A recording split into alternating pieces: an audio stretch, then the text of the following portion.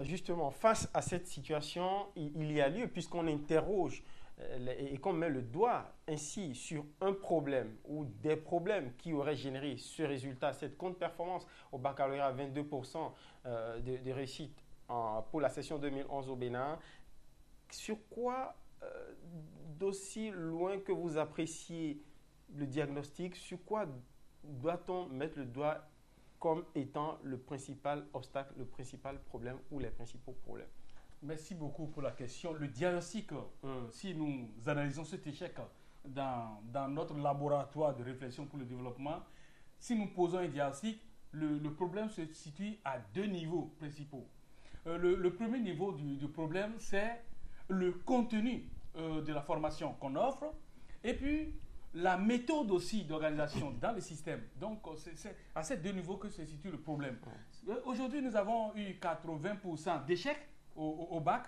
C'est tout le pays doit pleurer. Tout le pays doit pleurer. Ça veut dire que l'avenir du pays est en danger. Si 80% d'échecs au bac, ça veut dire que l'avenir est sombre. Mais pas tout autant sombre que cela nous paraît. Non, nous pouvons améliorer. Et c'est pourquoi il dit qu'il faut agir à deux niveaux. Au niveau contenu et au niveau méthode. Qu'est-ce que je veux dire par là? D'abord, je commence par la méthode.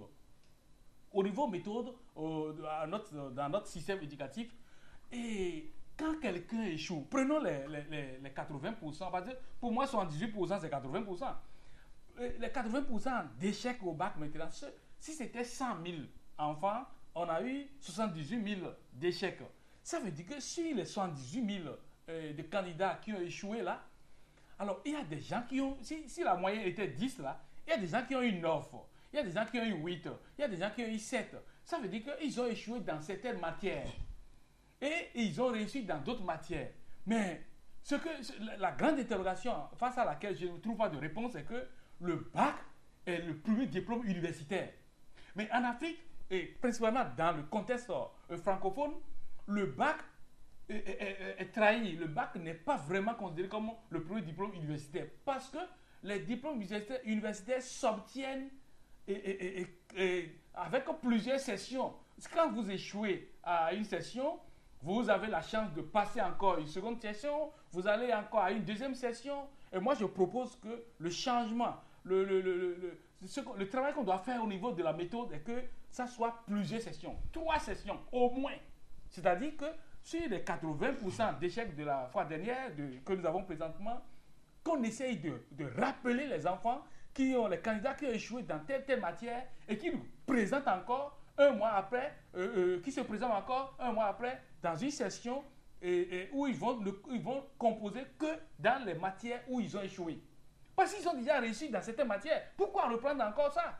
C'est pourquoi moi je considère que ma méthode, si je présente ça comme dans une métaphore, c'est comme l'examen pour moi est considéré comme une montée sur un arbre à 10 branches.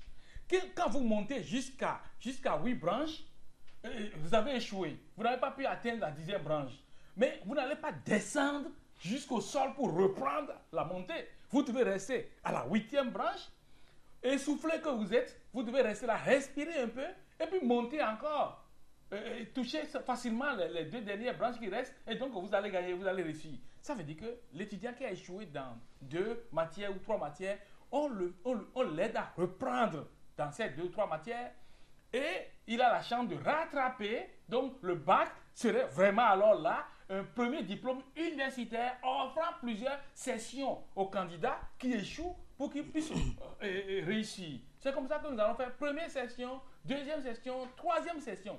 Et ceux qui vont échouer dans toutes les sessions, c'est-à-dire qu'ils ne pourront pas vraiment se rattraper, ils doivent passer voir un psychologue pour voir est-ce qu'ils ont un problème, est-ce que leur famille a un problème, qu'est-ce que l'enfant là a. Voilà. Et donc nous aurons alors là 80-90% de réussite. Pourquoi je dis ça?